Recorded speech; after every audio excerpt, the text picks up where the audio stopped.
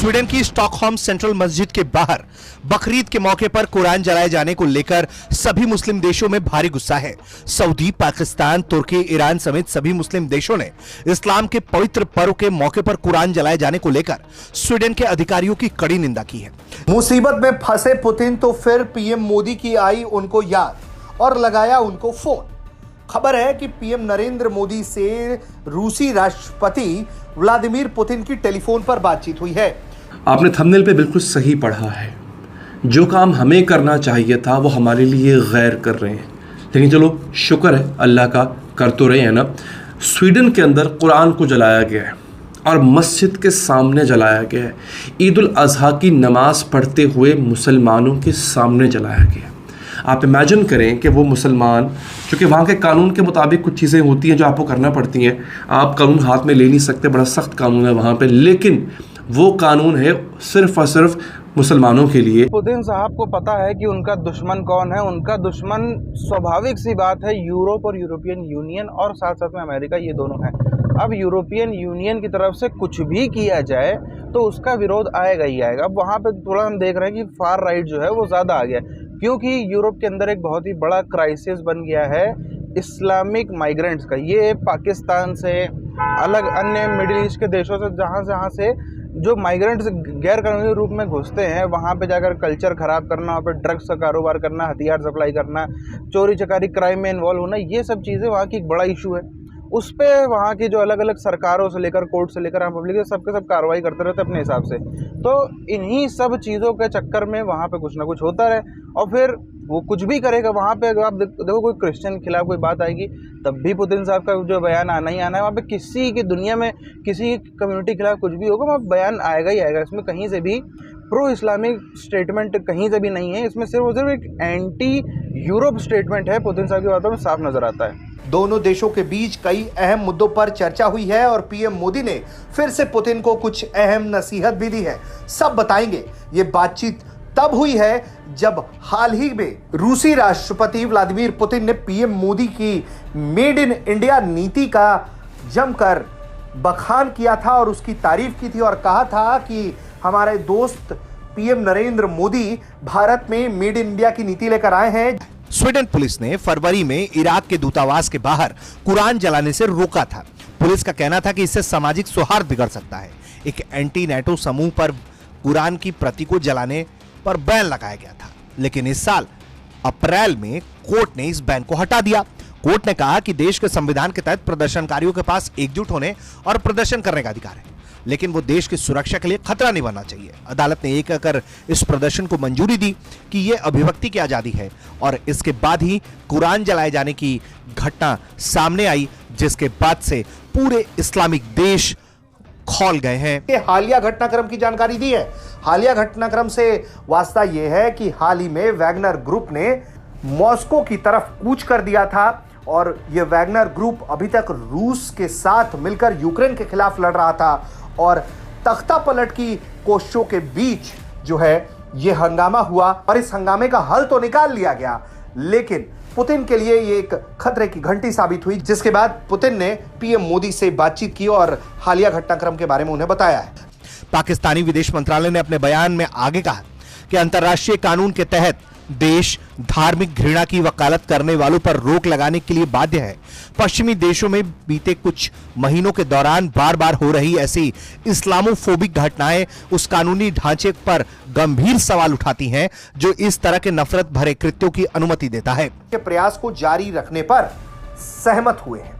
भारत और रूस के रिश्ते को लेकर लगातार इस बात के कयास लग रहे थे। अमेरिका के साथ जिस तरह से भारत के समझौते हो रहे हैं और जो खबरें आ रही हैं उन सब के बीच रूस नाराज हो सकता है, लेकिन पुतिन ने इन तमाम अटकलों पर विराम लगा दिया और पहले तो पीएम मोदी की उन्होंने सार्वजनिक मंच से तारीफ की, उनके नीतियों की तारीफ की और अब खुद फोन पर पीएम मोदी से बातचीत करके रूस के हालिया घटनाक्रम के बारे में उन्हें बताया है। इस्लामिक देश मोरक्को ने तो घटना का विरोध करते हुए अपने राजदूत को अनिश्चितकाल के लिए स्वीडन से वापस बुला लिया है। वहीं इस पूरे मामले में पाकिस्तान के विदेश मंत्रालय ने एक बयान जारी किया है और कहा है कि अभिव्यक्ति की स्वतंत्रता के नाम पर भेदभाव, नफरत और हिंसा को बढ़ावा देने वाले कृत्यों को सही नहीं ठहराया जा सकता। स्वीडन ने बाकायदा तौर पे, हुकूमत स्वीडन ने बाकायदा तौर पे इसकी इजाजत दी है कि हाँ तुम जाके ये काम कर लो, तुम कुरान को नजर आतिश करो।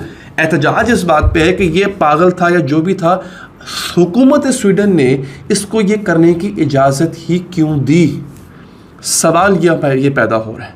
और फिर अभी अगर आप देखें तो वो जो स्वीडन की एम्बेसी के बाहर हुआ ये है कि मुक्तदा सदर जो है, उनकी जो फोर्सेस हैं वो भी वहाँ पे मौजूद हैं, उनके हामी भी मौजूद हैं। अगर आपने मेरा चैनल फॉलो किया हो या पेज को सब्सक्राइब किया हो, मैंने वीडियो बनाई थी बड़ी डिटेल्ड कि प्यूटन के ख़िलाफ़ बाकायदा एक फ़ौजी बगावत हुई थी। 4 घंटे की मुसाफत पे बागी फ़ौजी थे मॉस्को से, और वहाँ पे जो है वो प्यूटन को ख़बर आई थी कि भागना पड़ गया मॉस्को छोड़ के, लेकिन बाद में वो ख़बर गलत साबित हुई, ऐसा कुछ नहीं हुआ। इस बंदे ने कुरान जलाया, और कुरान जलाने के बाद इस बंदे ने जो है वो उसको नज़र आतिश करने के बाद उसने फिर बड़ी गलत अल्फाज में उसके जो है वो उसने बात की। अब हुआ ये नाजरीन कि इराक़ के अंदर हंगामे फूट चुके हुए हैं। इराक़ की जो स्वीडिश एम्बेसी है उसमें लोग घुस गए हैं। थोड़ी देर पहले की खबर है, अभी मैं वीडियो बना रहा हूँ तब तक तो लोग मौजूद हैं, वहाँ पे लोग घुस चुके हुए हैं। अच्छा, अब वहाँ पे बड़े पैमाने पे हंगामे हैं, पूरी मुस्लिम दुनिया OIC बैठ चुकी हुई है। अब ये बंदे की आपने वीडियो जो है थोड़ी बहुत देखी है, इस आदमी की जो कुरान जला रहा है, मैं आपको वीडियो वो दिखाऊंगा जिस वीडियो में आपको रूसी सदर कुरान को सीने से लगाया हुआ नज़र आएगा, और फिर कुरान के हवाले से रूसी सदर ने जो बात की है वो उससे भी ज़्यादा कमाल है। मतलब जो उसके अल्फाज थे ना, क्या कमाल अल्फाज अदा कर दिए रूसी सदर ने। रूसी सदर ने क्या कहा, उसने जनाब, उसकी वीडियो है, वो कहता है कि दीगर ममालिक के अंदर कुरान की बेहुरमती करना बड़ा आसान है, रूस में नहीं। रूस में कुरान की तौहीन जुर्म है। उसने अपने आइन के आर्टिकल का हवाला भी दिया है। उसने कहा है कि ये इंतहाई संगीन जुर्म है, और उसने कहा कि मैं और हम तमाम रशियंस जो हैं वो कुरान की इज़्ज़त करते हैं, एहतराम करते हैं। बेसिकली जो कैपिटल है क्रेमलिन के, हमारे दारुल हुकूमत के अंदर एक इंतहाई कमाल जगह पे इसको मैं आवेज़ा करूँगा कुरान को। ये प्यूटन के अल्फाज थे। और मैं आपको वीडियो दिखाने से पहले एक और बात बता दूं कि बाकायदा रूस की पार्लियामेंट ने एक करारदाद मंजूर की है जिसमें उन्होंने स्वीडन की काबिल मुज़म्मत करार दिया इस अमल को, स्वीडन के बाकायदा मुज़म्मत की है। और पाकिस्तान पे मुझे अफसोस इस बात पे होता है नाज़रीन कि पाकिस्तान के दफ्तर ख़ारजा ने सिर्फ एक हल्का सा, वो नहीं निम्मा सा एक मज़म्मती बयान जारी कर दिया हमने। आप यहीं से अंदाज़ा कीजिए किस कदर कमज़ोर हो चुके हैं हम बात नहीं कर पा रहे हैं, हम अपनी आवाज़ नहीं उठा रहे हैं। मैंने एक वीडियो और बनाई थी, अगर आपने पहले देखी हो, इंडिया में कुर्बानी बैन कर दी गई है। वो कह रहे हैं जनाब, या अपने बच्चे कुर्बान कर लो, जानवर कुर्बान नहीं होने देंगे हम, गाय कुर्बान नहीं होने देंगे हम, बकरा कुर्बान नहीं होने देंगे, तुम अपने बच्चों पे छुरी फेर दो बेशक। यहाँ तक बात की है BJP के MLA ने, और वहाँ पे सज़ाएं, उम्र कैद की सज़ा दी जा रही है। एक और कानून प्रपोज किया गया है कि जनाब सज़ाए मौत भी दी जाए। जैसी स्थितियाँ आजकल हम देख रहे हैं, जैसे पुतिन साहब के बयान पिछले 1-1.5 साल से हम देख रहे हैं, एक चीज़ आप नोटिस करना कि पाकिस्तानी जिस बात पे खुश हो रहे हैं, यहाँ तक कि पाकिस्तानी कह रहे हैं कि व्लादिमीर पुतिन साहब ने एक तरह से इस्लाम कबूल लिया है। उनके सारे के सारे बयान में आपको प्रो इस्लाम थोड़ा सा कम नज़र आएगा अगर आप उसको ध्यान से देखो तो, बल्कि एंटी यूरोप जो स्टेटमेंट है वो ज़्यादा नज़र आएंगे, क्योंकि उनका स्वाभाविक सी बात है, ये किसी को भी कहने से बताने की ज़रूरत नहीं कि उनका जो दुश्मन है असली वो यूरोप है और यूरोपियन यूनियन है, साथ ही साथ उसके पीछे अमेरिका भी है। तो अब जो आपका विरोधी करे, वो कुछ भी करे, तो आपको उसका विरोध करना ही पड़ता, स्वाभाविक सी बात है।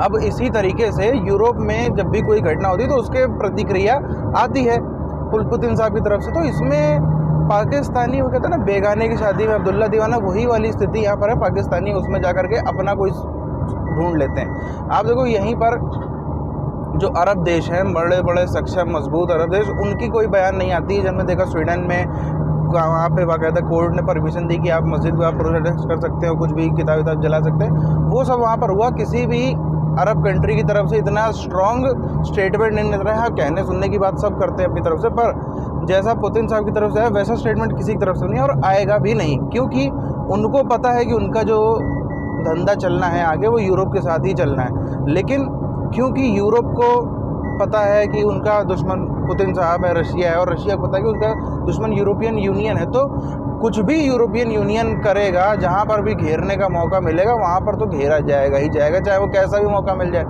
अब रशिया के अंदर हम देख रहे हैं आजकल स्थिति ठीक नहीं चल रही है।